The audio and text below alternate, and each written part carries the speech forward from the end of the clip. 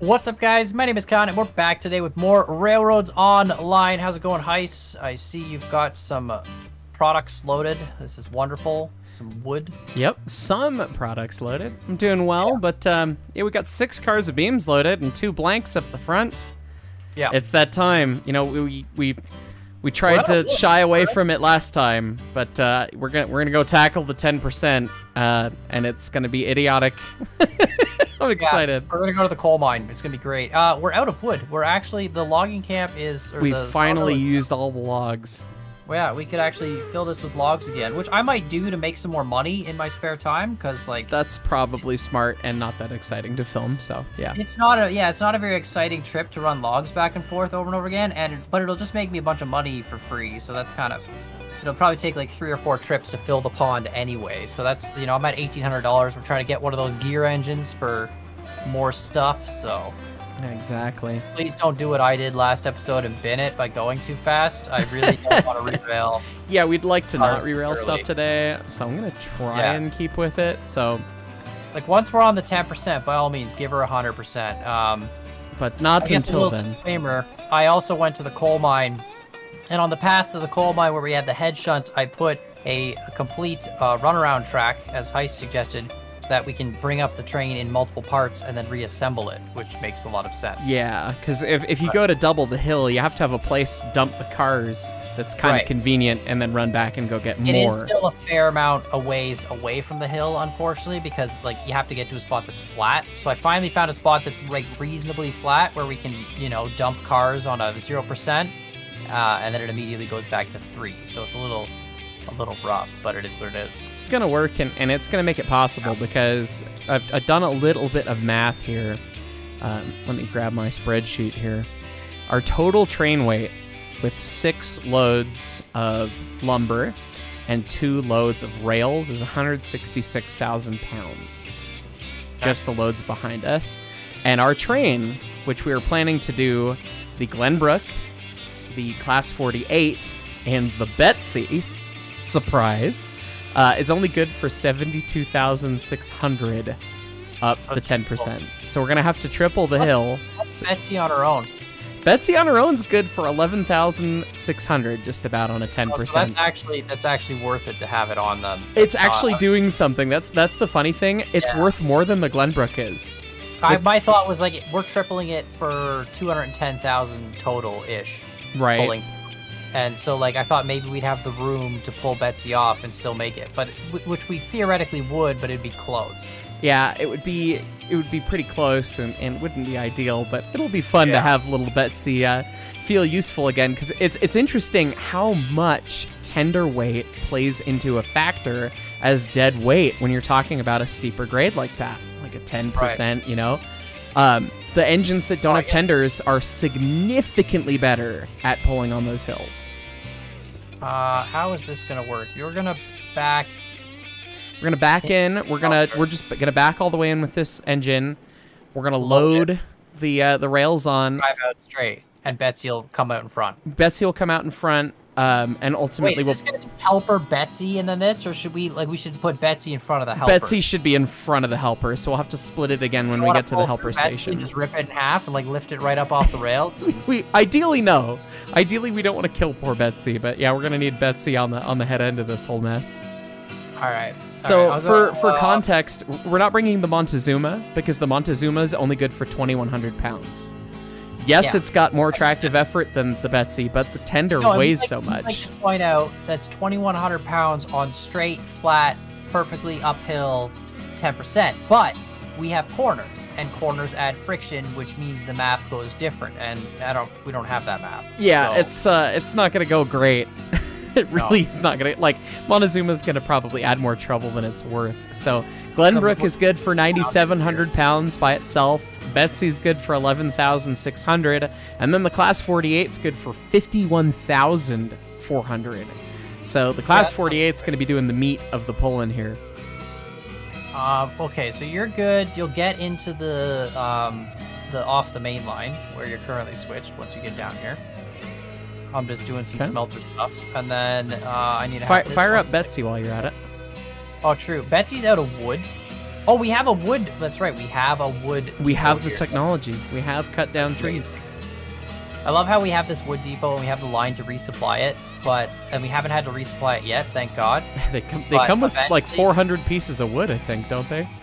Right, but like when we have to resupply it, I guess we'll just do it with one of the cordwood trains, like bring in the cordwood and just drop it. Use a car or two to, yeah. Yeah, it'll be a sad day when we have to use cordwood. You know what we should do? We should get another cordwood car, and every time we bring it down, we should drop one car off at it because. I'll have a 10th. Because that way you're always loading two, because you're wasting time by only loading one at the logging camp. That's true. That's true. We could drop the 10th. Yeah, and then that's just that the firewood car. It's only really when we actually burn this pile down. I may or may not have driven through the engine shed doors with Betsy. It's fine. It didn't render on my end, so as far as I could tell, there were no doors, and you just sent it. So it's like one time it was interesting when I was first learning to drive as a kid. You know, in Canada, you can drive at the age of 16 with your what's called your G1 license, at least in Ontario. And it basically is like you can drive with someone else who's fully licensed. It's like a learner's permit, right? Okay. And then you go from your G1 after 8 months if you take driver's education, or a year if you don't. Then you can go and get your G2.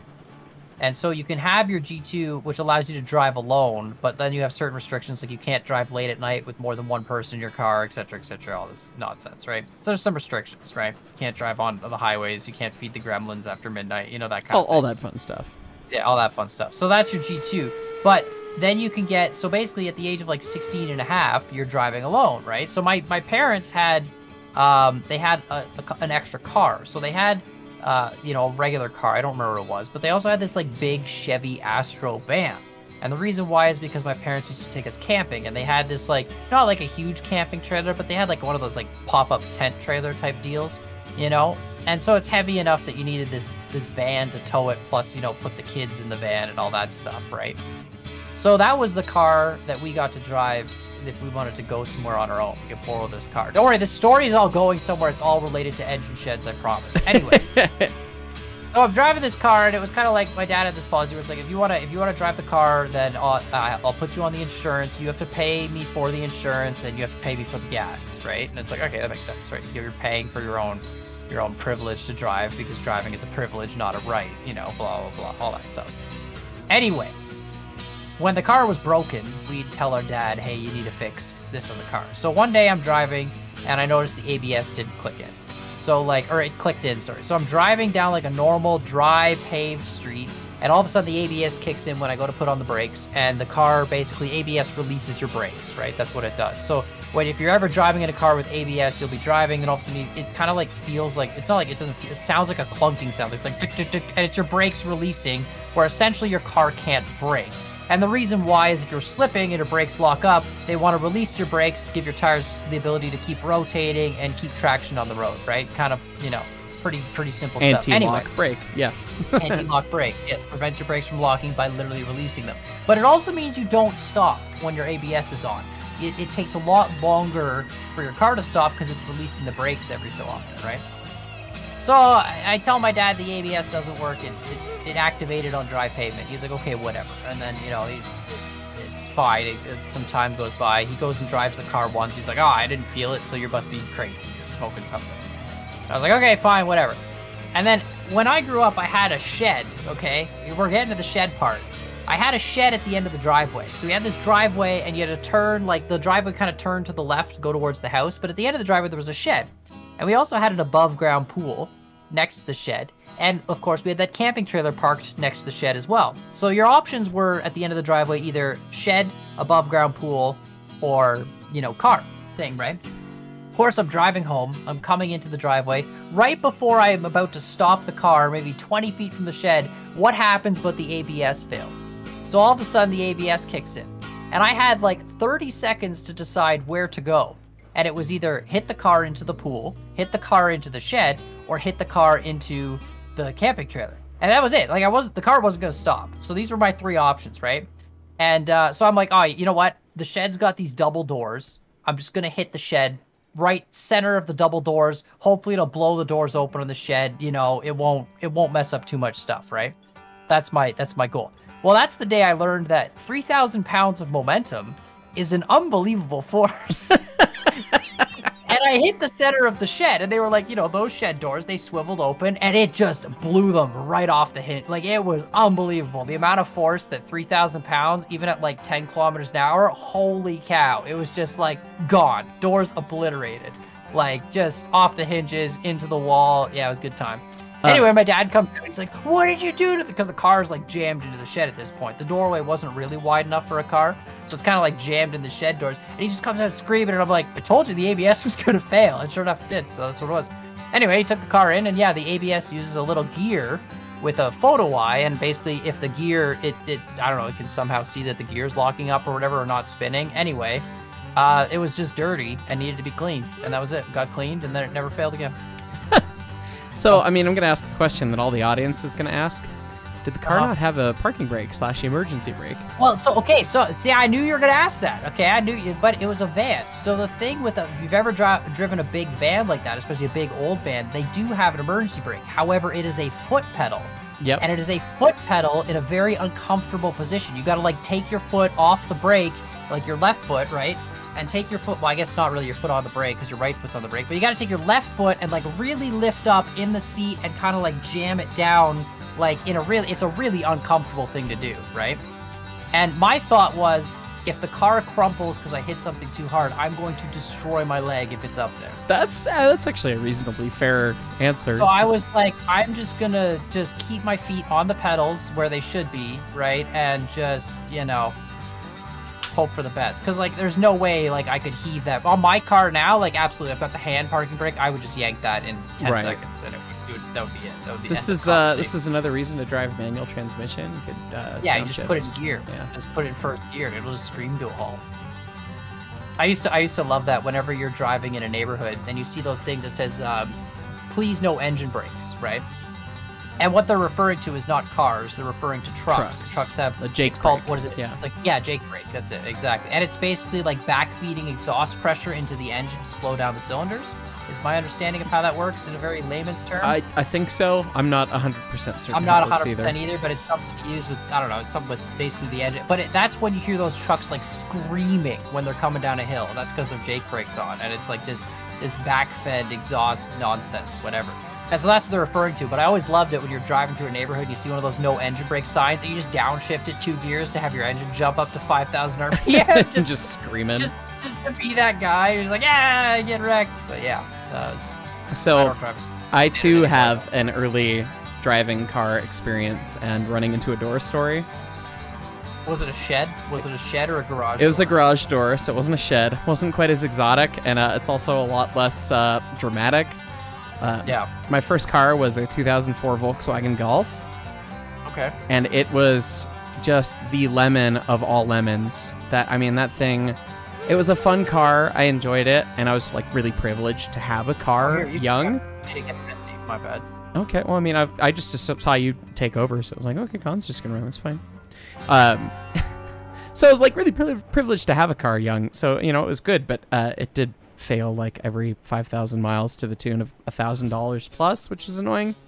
But Volkswagen Golf standard transmission, the reverse is next to first. You have to press down on the gear shift and then go left and forward. 2004, my first car, 2004. It was a 2004 thing. I swear to God, my first car, 2004 Chevy Optra, same thing. Push down to go in reverse. Who does that? Yeah. Who designs the car with the push down reverse? Yeah, I much prefer the way that my Subaru does it these days, where you've got a little collar that you pull up instead. But I didn't really know, and I was new to driving and everything, and I didn't realize if you didn't hold it down the whole time that it could pop into first.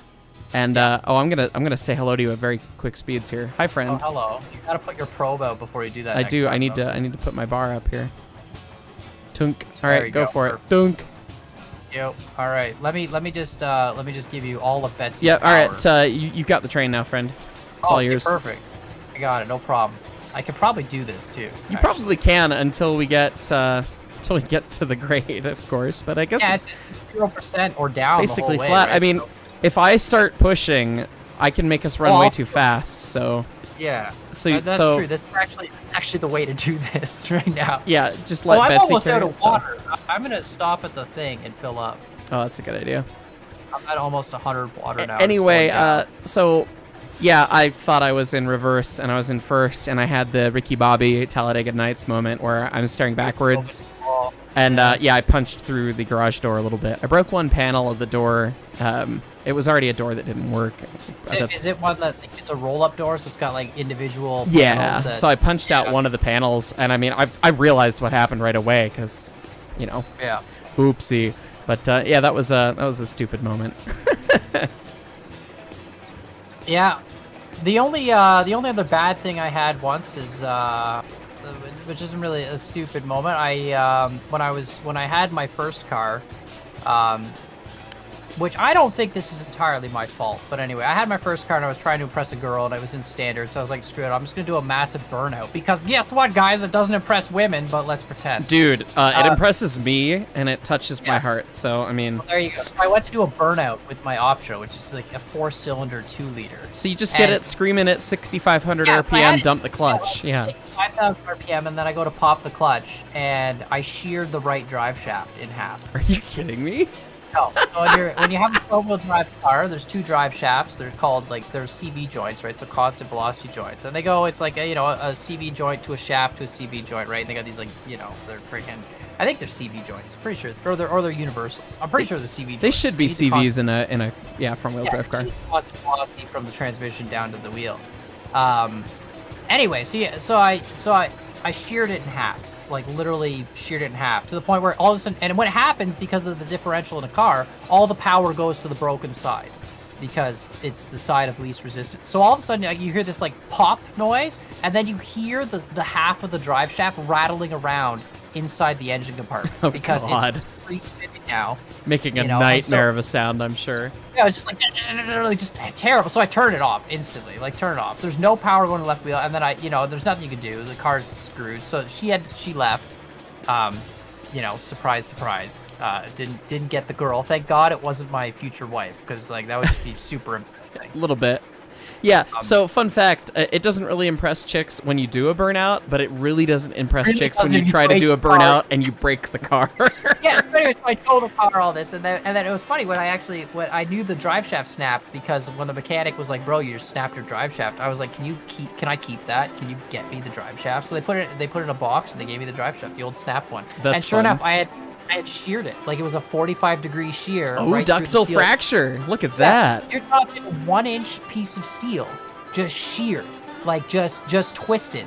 Like, the whole thing twists, and it always twists. Believe it or not, steel will always shear at about a 45-degree angle, because of the way slip planes work and material science, everybody loves it. But yeah, so it sheared right on the 45-degree, and my other buddy who I was living with at the time, he was also an engineer, and he's like, look at that, a 45-degree shear on steel. I'm like, bro, look at this. We learned this in class. Yeah. About $600, but yes, it failed the same way. Like, what a shocker. It actually, like, broke at a 45-degree. It was awesome.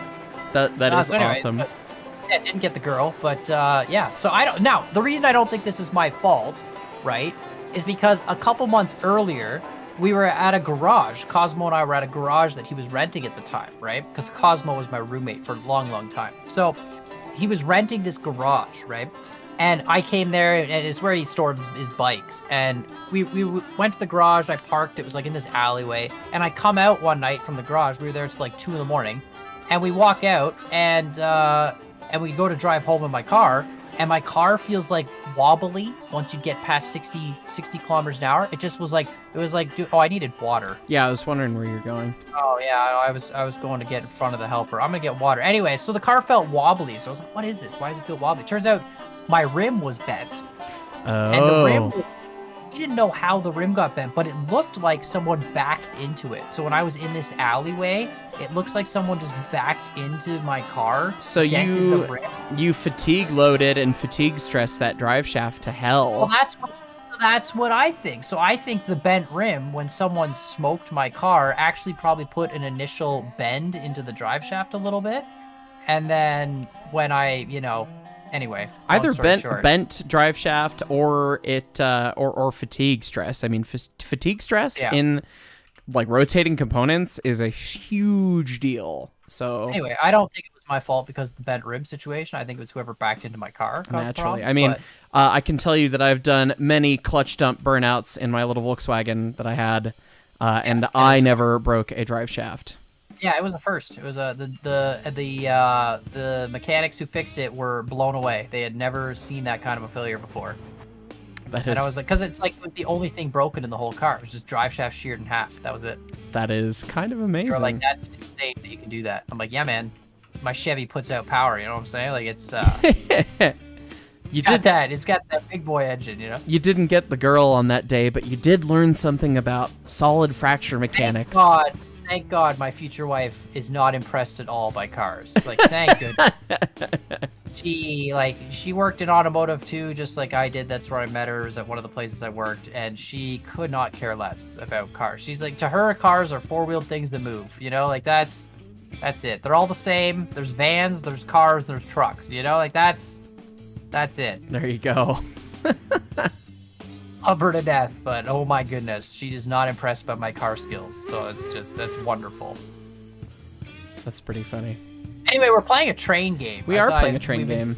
And speaking of fracture mechanics and trains, one of the coolest things that I've seen in fracture mechanics was a train part.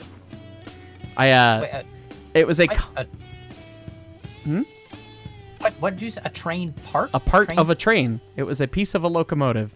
So, one of the fun things that you learn working for the Class 1 is the politics and mechanical shops and metrics. And people are always trying to make metrics look good. And this is true in many large companies where people are paid and given raises and made to look good or get yelled at based on how they meet or do not meet metrics.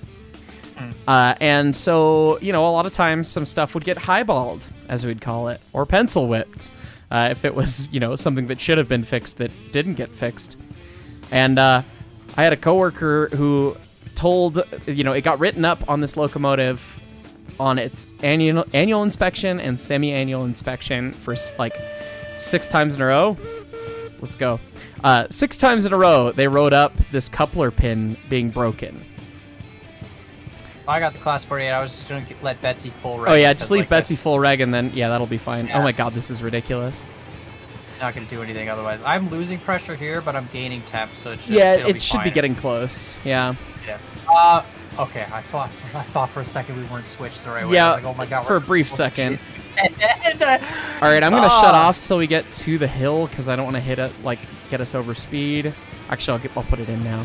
But stop it. And break half the train, or do you want to try going? Let's see how far we get, and then we can just tie down the cars wherever we stop. Fair enough. That's a good point. Yeah. So, anyways, this guy, he NAs the write-up. So he says it's not applicable. There's nothing wrong with it. That the coupler pin, the main pin that holds the coupler to the body of the diesel, had cracked. Oh my God, we just kicked Betsy off because the tree in the collision. Because there wasn't.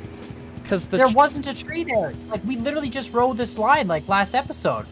Apparently it was there in a place where Betsy collided with it. Okay, just slowly bring this back. I'll re-rail Betsy up top here. That tree wasn't here, like, an episode ago.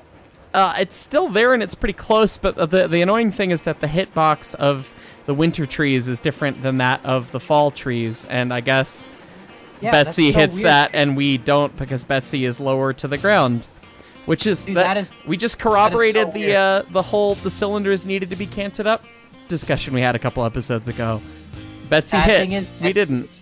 Betsy's still full regging it down here. She's just making a Betsy snow angel. She's just doing it. She's just doing the thing. Also, why does the Glenbrook have so many brake valves, QMA? It's got like 3 different brake valves and only one of them works. It's fine. All right, I'm coming back up. Coming back up just a little bit further. Sure. Anyway, like 6 times in a row. So for 3 years, this coupler gets written off as, not applicable. It's fine. It's fine. It's fine. And finally, it gets repaired after 6 times through the shop for major maintenance. And the biggest piece of the coupler pin, which is like a good foot and a half tall, 5-inch diameter, big honking thing. The biggest piece was only about 4 inches tall, and it was the perfect illustration of case hardening a piece of steel. Because you could see for maybe, I don't know, a 1/4 inch, maybe, 7-ish millimeters, you could see the depth of the hardening of the steel that they did to treat it for extra hardness, where it had brittly failed, but then the rest of the failure surface were ductile because you saw all the little pieces. And it was just like all the little peaks in the material. So It was really cool. Their solution to repair this coupler was just continuously case harden it over and over again? Like that was Well, no, so they didn't do anything to it. They just left it as it was. It was a hardened pin originally. And it was holding things in place, and it had wedged itself in place so that it still functioned, and it didn't cause the knuckle to fall out or anything. So my coworker said, oh no, it doesn't need to be fixed, despite it obviously being very broken, and it was politics to get the release done faster, because getting the coupler out, getting the bits out and everything. Finally won it. I mean, it was just one of the neatest little bits of material science I've ever seen, because it was like, this is fracture mechanics in action. You could see how ductile fracture works and how brittle fracture works. And yeah, it's always fascinating when material science actually works in real life, because to be honest, I was not like... Material science was one of those courses that we, had to take in engineering, and it was one of those courses that I thought was like, it was cool to talk about, but really terrible to do the math on. Right. And it was like, it was cool, like it was wicked. The concepts are great, the way you can apply it in real life, fantastic. It's all very relatable. You can say, hey, this is gonna fail this way, and then you can do it, and it'll do that, and it behaves the way you would expect. But then when they're like, all right, do the math and tell me exactly at what force this will cause this to happen, I'm like, no, I'm done. Like, the math is so complicated. Right. But the way it's relatable is awesome. But yes. For me, it's like, oh, I broke that pin, I'm gonna make a bigger pin. Like that, right. Like, gonna use the old engineering hack of make it out of really thick steel and it'll work. Yeah, make it thicker and bigger and see if that works. And if it still fails, we'll do it even bigger next time. Like that's, It's always a good solution. Yeah. How are we doing? We're making it. We're doing it. We gotta go to the iron mine and flip that switch. I will do that. Okay, well, I will be in charge of all three of these engines still then. Yeah, no, well, there's no way we're making it up this 10%. The only saving grace we have is the 10% hill is short. It is very short. That is the nature of which you would hope it is. Why is it 10%? Yeah. Because it's short. Yeah, but I feel like we're not even gonna clear the first bridge. And actually, it goes 10%, and then it does. Oh wait, no, that's still 10%, isn't it? I thought maybe it leveled off a bit, but it doesn't. Where are you at? We are coming on the bridge right before the iron mine. I'm the guy running in the line. He's running in the gauge. Run him over. Just watch this. Through Betsy into the 48. Boom. What a combo. Boom. That's a move. That's a wombo combo right there. All right, we're gonna hit this. We are. I'm leaving the Glenbrook because I want to get a good thumbnail shot here. Yeah, I don't think we're gonna make this. We will just have to see. It is moving. It is moving. I will give it that. 10% from the side really looks gnarly. It's just steeper than heck.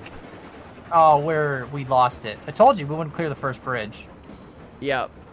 As soon as the load's off, that's it. Boom, gone. Nothing. Like, we were like half weight right now, right? All right, we gotta tie some brakes ASAP. Yep, I got a brake on. I'm leaving Glenbrook wide open, and I tied the brake down.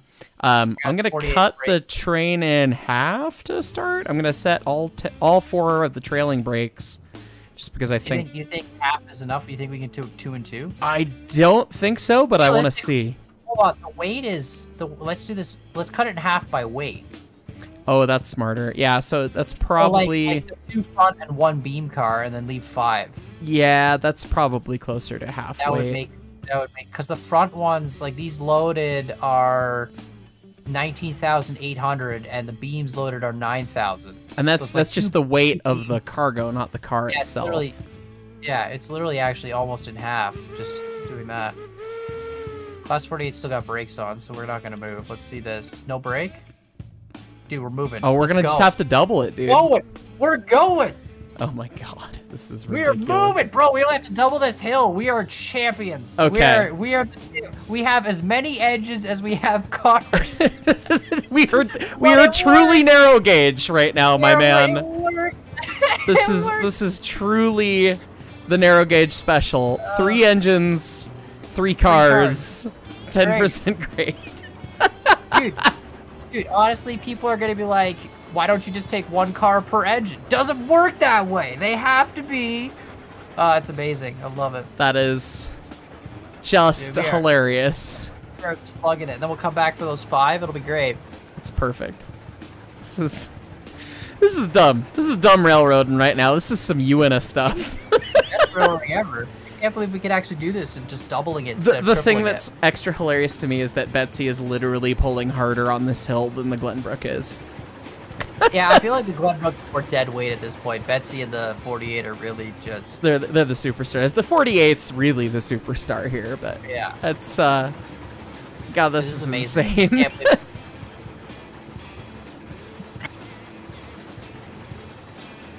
And watching all 3 sizes of drivers is hilarious. Betsy's just and the 48's okay, yeah, and the Glenbrook's just we're going, dude, Betsy, we're putting. Like Betsy's just sliding all over the place trying to pull this. It's amazing. All right, so we're about to clear the hill here. As soon as we clear the hill, I'm gonna cut the 48 reg to 0 because otherwise we're just gonna accelerate like crazy. Yeah, I think I'm gonna do the same on the Glenbrook and just let Betsy take it because it's flat and then it goes 3% down, right? It's only flat for that one little bit of concrete. Oh goodness! Top. Now we're down 3%.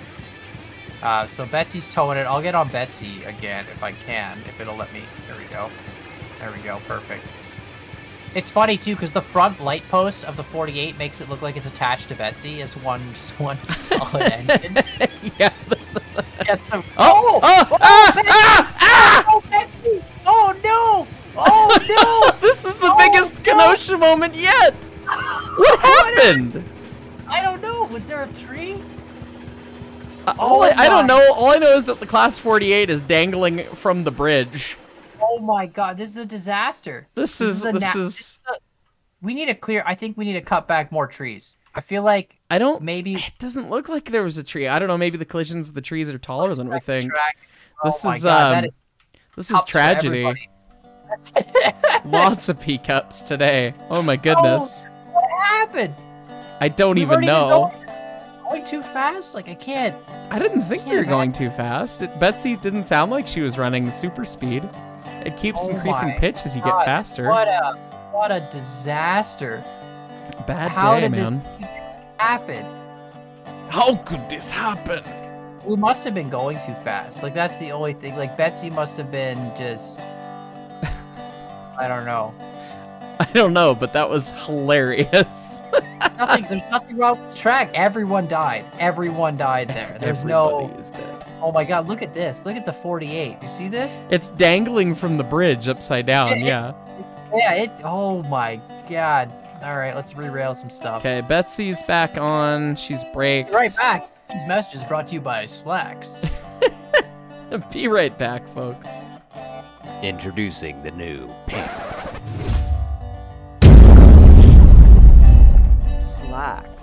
Yeah, we've made it. We're back. The great wreck of 1895 has been fixed. I already saved. Never mind. We're fine. That's fine.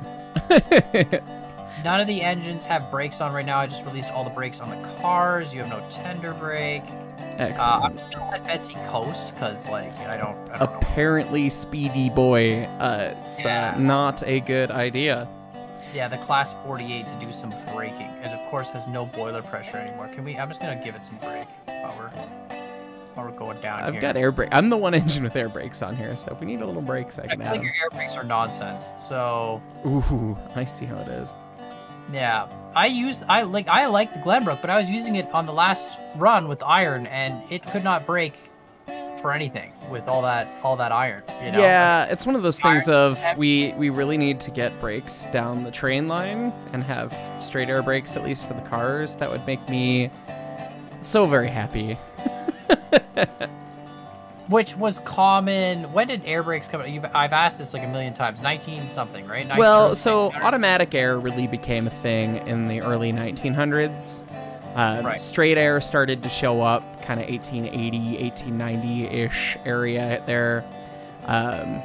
So, it's conceivable that most of these locomotives may not have been built with air brakes, which is definitely true. And that's why Class 48 Betsy don't have brakes at all kind of thing, right? But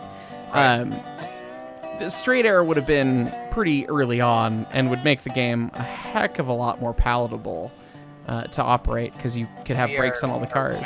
Shooting this. We are gonna be.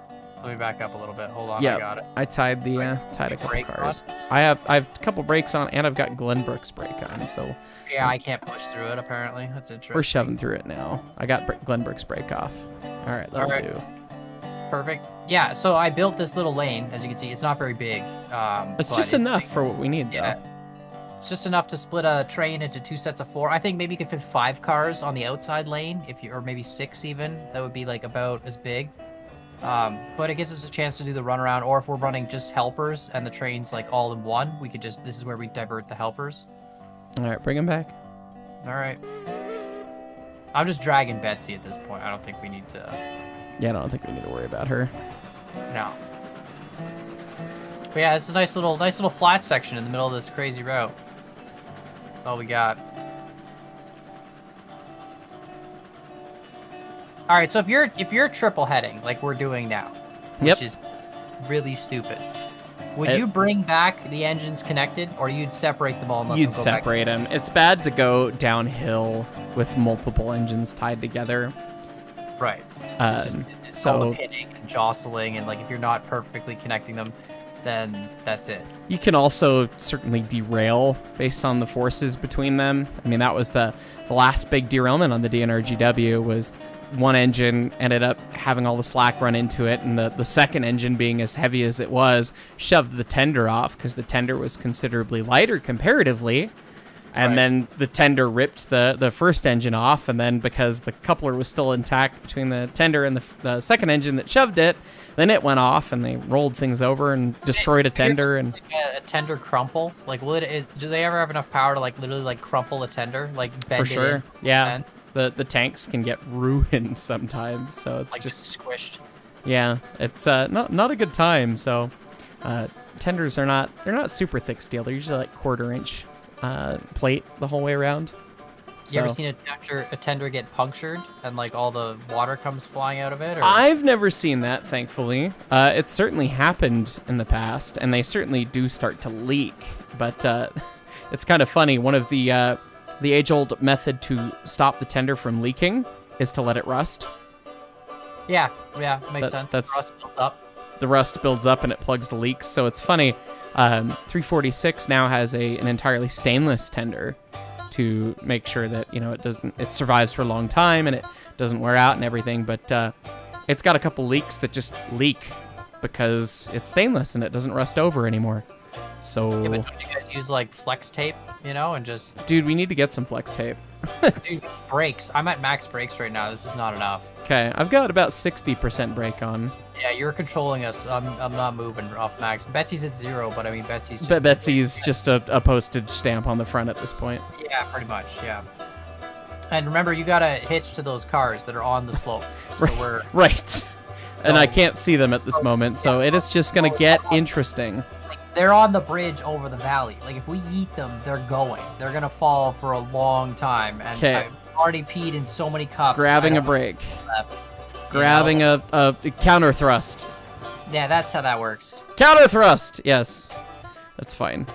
Dude, this is 10%. This is ridiculous. This alignment just looks like it's out of a cartoon. It's ridiculous. It's great. Oh, God, your tender like came off. It's fine. We hit too quick. I'm at 0% brake, 100% brake again. Nice. Got it. Okay, I gotta get the pin in now. All right, get the pin in. Pin's in. All right, I'm going kick the bars forward. Betsy. Yep. Full speed on Betsy, and I'm gonna put fuel in it because she's dead. All right, perfect. We're still going backwards. I got full speed on 48. I'm kicking brakes off now if the game lets me do that.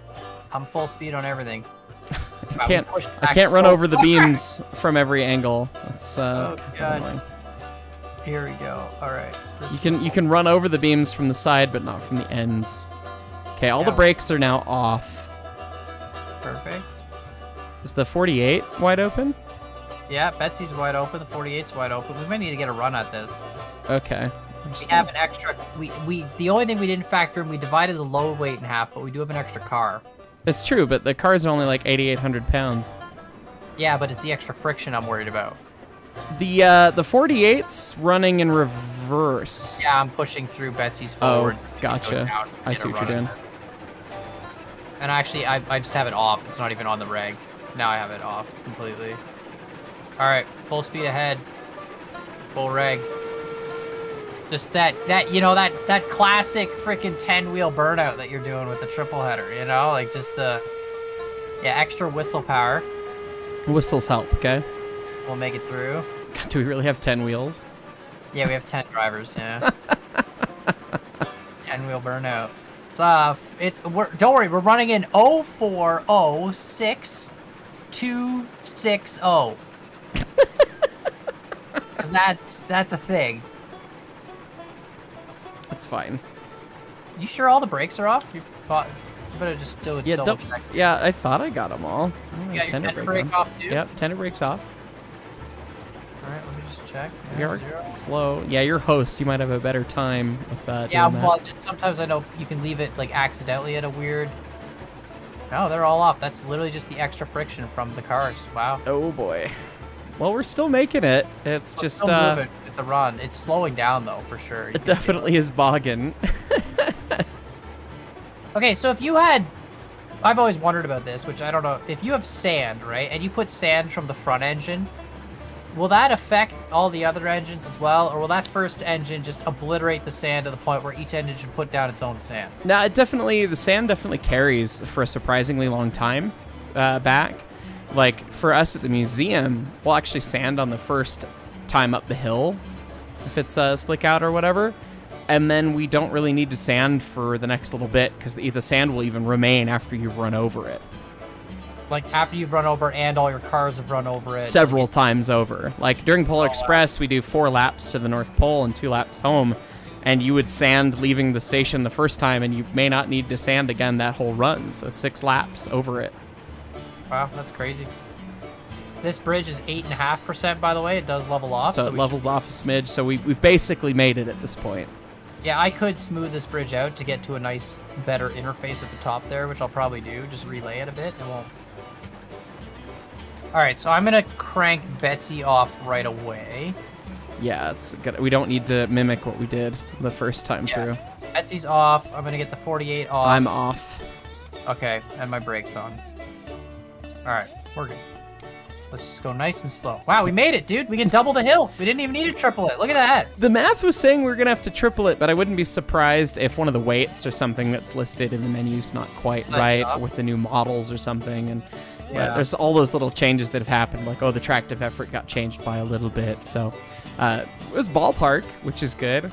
And yeah, just double the hill. We actually made it. That's awesome.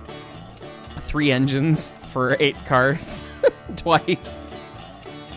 Worth it. Yeah, gonna make like $1,000 maybe, not even. Yeah, I don't know if we'll make $1,000. We're making what, 6 cars of beams, so that's 24 beams, right? No, that is 18 beams, and beams are $12 a piece. So that's like maybe 300 some. Yeah, that's pretty bad. And then the rails are more. And there's 2 cars of them, but I mean it's only 20 rails. So yeah, this was not worth the effort. No, but it definitely was fun, and we'll have some coal now. So we could try the slog with empty hoppers. Yeah, if we have it's true, we could do the slog with empty hoppers, and if we have the climax, I gotta set this switch here. If we have the climax, we might be able to do the hill in 1 with the climax and a bigger road engine. I can't set this switch. Oh, you've already set it. Yeah, no. Let's cut the cars off behind us, and then we'll just back the whole mess into it. Yeah, good call. Yep. All right, so you got them braked. I will pull through them with class 48. Okay, I'm leaving the Glenbrook off. What we can do here is send the helpers home. We can. That's true. Because we don't need them. So I unbraked these and they're rolling the wrong direction. That's interesting. They're rolling back towards the bridge. Does this go uphill at all right here? No, it shouldn't. That is whack. I don't understand. Apparently it must go slightly uphill or something, because I was like, oh, I can be smart and I can let gravity roll the cars into the cars we already have. And section there, that's brilliant because that lets us store cars and they'll sit there. It's a bowl. If I did, it's unintentional. It might. Actually, you know what? It might, because I remember I placed the switch and then I deleted some track and then I replaced the spline all in one. So it would just calculate what the spline is. Made up the hill, whatever it is. A slight roll. No, we gotta throw the switch, Colin. Ah! Got it. Okay. All right, take your engine. Hang on, I gotta get this extra link out. All right, got the Glenbrook. There you go. Okay, and I'm just gonna shove back and grab this whole shooting match here. Yeah, you do that, and then I'm gonna go sit on the other line and wait for you to pass. Now this is gonna be a spicy coupling. Alright. Dunk! It's fine. Nothing's in the dirt. It's fine. I think I'm gonna leave Betsy at the helper station. Yeah. Last time we were, you know, she's good to have. It's just that extra little buffer if you need it. But last time we were at the smelter, we didn't really need Betsy because our road engines were able to handle all the. It's true. That's true. They were able to road switch, and Betsy was the second most powerful locomotive on the 10% today. So. Yeah. So like, it kind of seems worth it to keep at the helper station for now until we get like a climax, and then we can move the goat and Betsy, or like we can move the goat to the smelter. I feel like Betsy eventually needs to just be a statue somewhere, but. Right. The helper shed is pretty large, so we got lots of space there to just slap her in. Are you gonna head out? You're gonna head on to the coal mine? Okay, yep. Cool. I'm gonna go backwards. Get back to the helper station. Getting a little brakes on because Glenbrook is scary fast. Yeah, this does dip down. I think you're right. I think it's got a little. That's weird. It's a little hitch in it, just from how the switch placed, probably. Switch is well, gonna yeah, mess with the I built Gradle that in S bend originally with the circle mode, and then I deleted it and replaced the S bend, which I can replace it now again with another. It's sort of the way the splines work. Once you've placed your nodes, you can kind of delete the pieces in between and then replace them over and over again, and it automatically draws sort of the best line that it can. So that's probably. I guess how it was a little bit reverse grade, yeah. Yeah, which isn't the worst. I can hear you way over there. I can see you way over there. Wow, you're almost at the coal mine. Oh my god, this line is short. Right. Why do we even need a switch off? The switch off, you might as well just go all the way to the coal mine. Pretty much, yeah. Oh well, we have it now. It's there. That's okay. I forget how short this line is when you put a 10% climb in between the iron mine. It's actually like a really short run. Yeah, it makes it quick, other than the needing to run the hill a couple times. Are you in my company at all? I need to check, because, you know, last time I goofed that up, but I'm pulling up to my spot here. I think I'm gonna unload the rails first, and then I'll probably back up to get the other stuff unloaded. Then you gotta use that Y to turn around. Yeah. I'm now in Colin's company. I'm selling rails. Perfect. Am I making money? I am. Look at that. Wonderful. I just got to the top of the 10%. Don't bin it, Colin. I'm just going down with bet. You forget how steep 10% is until you're going down with full brake and you realize you're still picking up speed. Yeah, it's a little steep. I need to do some MOW here though and cut back some of these trees. Now I'm scared.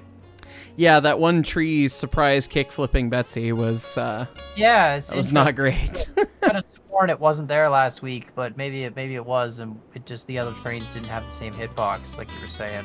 Yeah, either or. It's hard to say. Yeah. We're making coal. Right, so when they calculate grade on a rail, right? Yep. Is it inside rail or outside rail or middle? It's about center. Yeah, I mean, it's whatever you can do, because on corners, yeah, it's going to be different, right? So they just assume based on the middle point that that's what the grade would be. Yeah, and when you're talking about limited grades of like 1% or 2% or something, it really doesn't make that much of a difference in most applications of railroading, so much so that our tonnage calculations are not actually mathematically correct for super steep grades, right? Because we're making assumptions that work on railroad grades, not anything super not steep or super steep.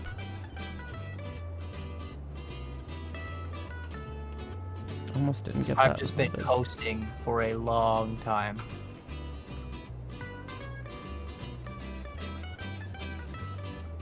Okay, I'm all unloaded now. I need to get my choo-choo run around the Y, but I think I'm gonna try and do a sneaky Dutch drop.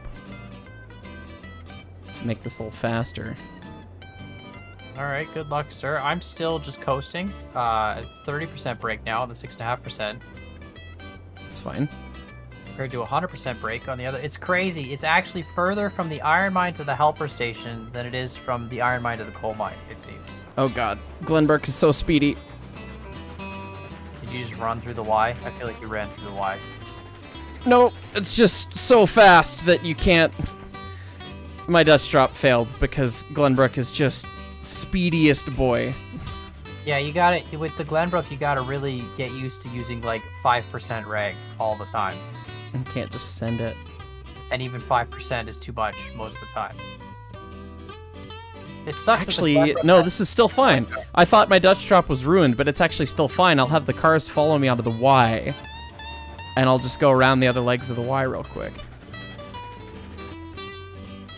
I just realized too, technically speaking, we could take Betsy, and if we connected like 10 Betsy's, we could pull as much as a climax up a hill, you see. Uh-oh. I don't like where your head's at, Con. That might be more cost effective than buying a climax. You see what I'm saying? Like Okay. It would probably, if you want to actually get return on that, it would be to use Class 48s, because Class 48s aren't that much more expensive, and they pull 5 times more than the Betsy does, up to 10%. Right, so you'd have an army of Class 48s. Actually, that's a good point. What is the price of a Class 48? Because the Climax is 5,600 pounds. So 2 Class 48s makes 1 Climax, basically. And it's almost the same for towing capacity. That's interesting. All right. I think the Climax is still the way to go. It is, because reduces complexity and shenanigans and things. And yeah, and you don't have to jump between multiple engines trying to deal with all the regulators. Yes. Yeah, I agree.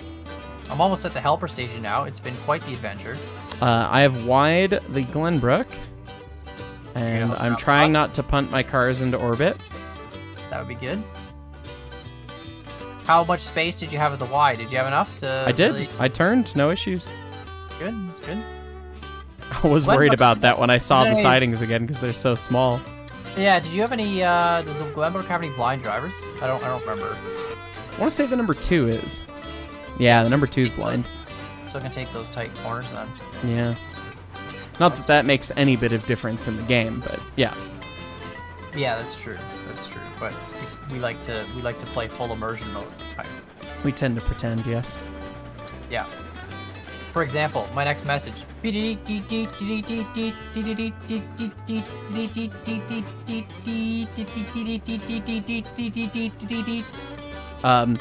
playing the intro of YYZ by Rush.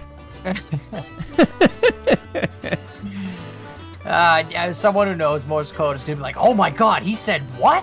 He said what? Yeah, probably. Yeah, I can't believe it. Let's go cancel him because he said that inappropriate Morse code message. We don't know Morse code. We don't know Morse code. Yeah. We have no idea what it is. But yeah, that's just. Do you want to wait for me at the coal mine so I can come back with you and enjoy the nice scenic route back? I mean, I'm already like 4 train lengths away from the coal mine. Actually, wow, you are just flying. All right, I'm still just throwing these into the engine shed. If you teleport to the iron mine, I can meet you there, I guess. Yeah, I'll get there. I'm still just throwing these into the engine shed. I just may or may not have thrown Betsy through the shed doors like I did with my it's fine. Chevy Astro back in the day. It's fine. That's what you're meant to do. It actually just kind of bounces through, and then you can just put on the brakes, and we're good to go. Perfect. All right, let's get the Class 48 in here. It's wonderful. Now we have both lanes of the engine shed with engines in them, Betsy and the Class 48. This is great. Just trying to did you find. Just whistle? No, I did not.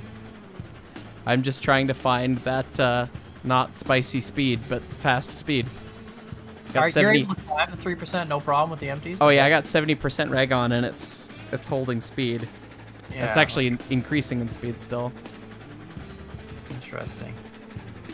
It's not looking spicy yet, so I'm pretty happy with it. It's definitely scooting faster than 17, though. I'm probably doing 20 mile an hour. Yeah, just watch your cars is the big thing. Yep. Dunk. All right. Somehow not getting any client-side popcorning right now, which is nice.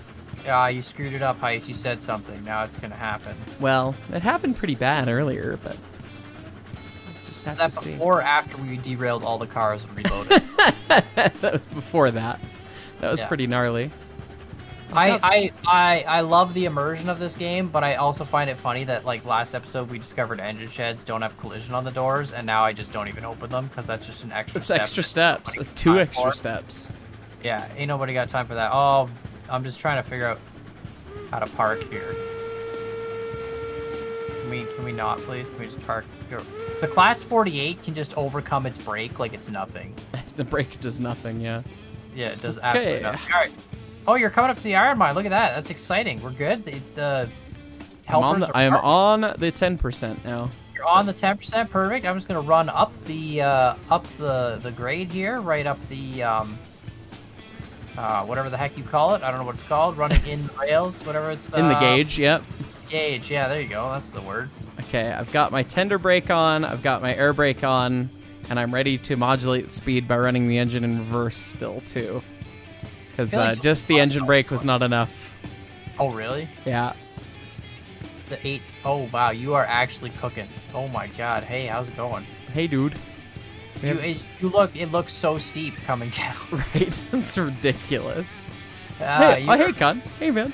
Fly, what's up? I'm just gonna hop on board here. How's it going? I'll throw this front brake for you here on this first car.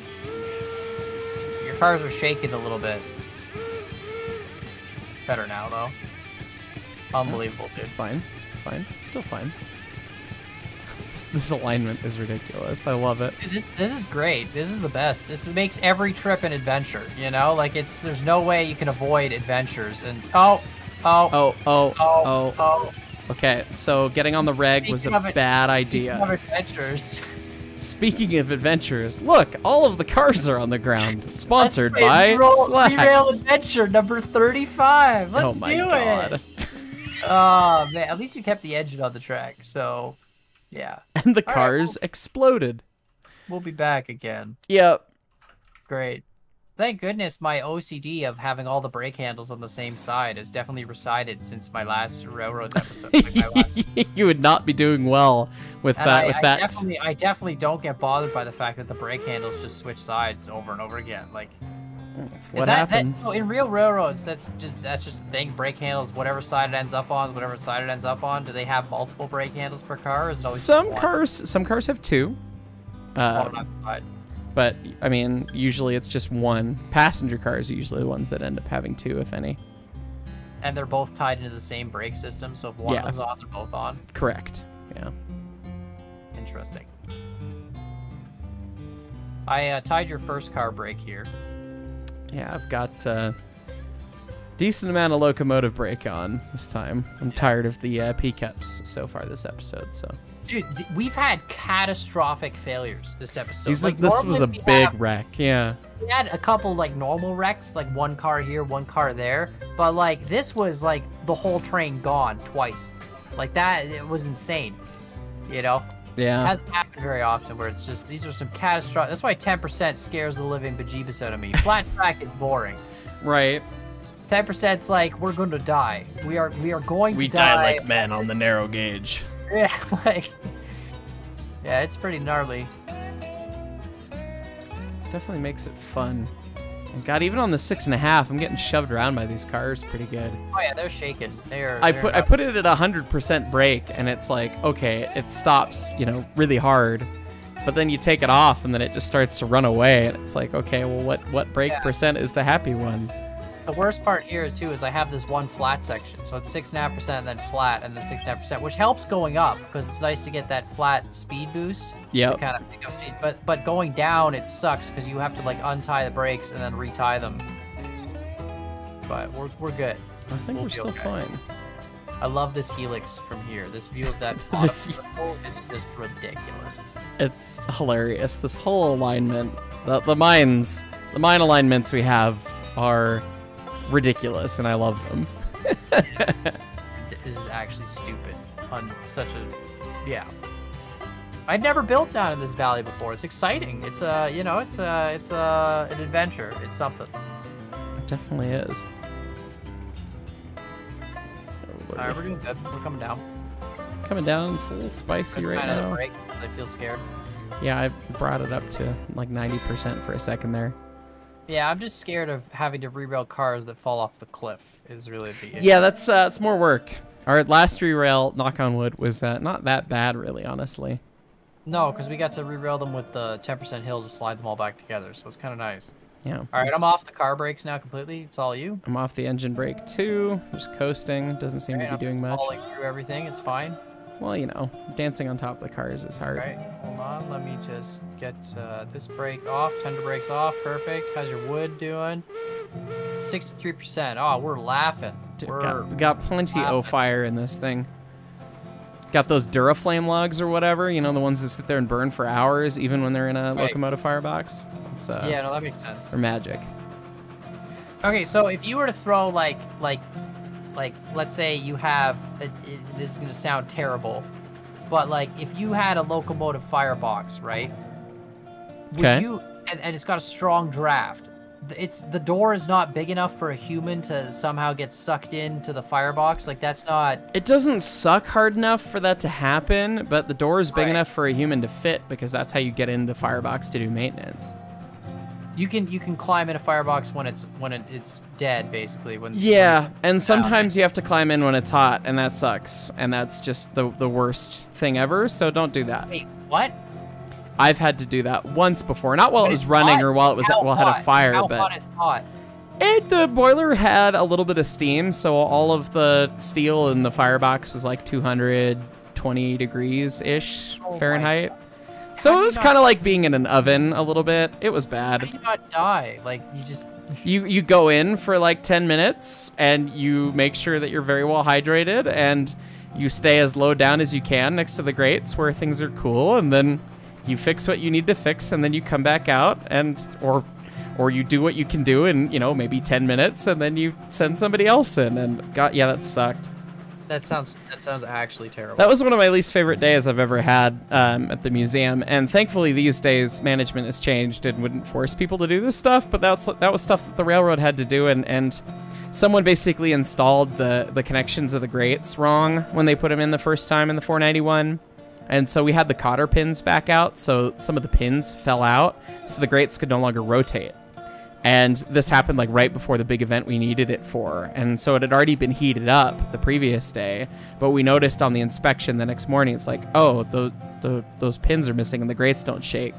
So we had to fix them, and the only way to fix them is to go inside. And yeah, that sucked. Terrible. So me and my buddy, me and my late great friend Fred, went in the firebox and took 15-minute turns each in there trying to get these pins put back in and get cotter pins back in and spread. And yeah, it's not fun. I can't ever recommend that, but it's definitely something that's had to happen in lots of railroading before. I've heard stories of Boilermakers doing like heavier work going into a hot fire where there's still a fire in the corner, like there's coal or wood or something burning to keep the fire up, and the engine just tucked away in the corner, and they had to go past it. And they wear multiple layers of clothes that are like doused in water so that you have cooling and stuff, and it's just ridiculous what you had to do sometimes to keep the railroad running. Something OSHA. It is really, when you think about it, the guys running trains in the open wilderness, like, track in the middle of nowhere in the 1800s, they were kind of a special breed. Like, yes, like it's one thing to do what you guys do and run trains in the museum, and that's like ridiculous and wonderful, and it's amazing, and I'm sure it's a lot of work and a lot of effort. But then to take that same locomotive and go into the middle of nowhere and just be like, screw it, we're gonna, like, if we die, we die, like if we break down, there is no one coming to help us. Like, it's like, that's a different breed. When you were on the engine for 16 hours and you were the engineer and you had to be ready to fix anything that came up along the way. Yeah, you gotta be a special kind of person to take that job. Like, that's it's kind of insane. Yeah. And this is like before you had any sort of technology, like, you know, any sort of phone or like emergency service, like, you know, the best was getting to the next telegram office, wherever the heck that was, you know, like.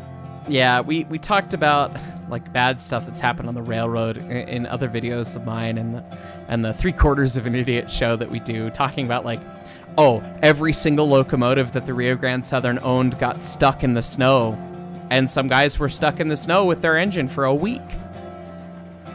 Literally stuck out in the middle of the mountain pass, stuck in the snow, couldn't get the engines to move for an entire week. You didn't bring enough food for that, you know, you're not having a good time. So yeah, definitely a different breed and much more hardcore. Like that was a different era and a different attitude and everything. And yeah, it's very different to what we do in preservation. I mean, you had to tame the Wild West. Like that was the issue, right? That's the thing. Yeah.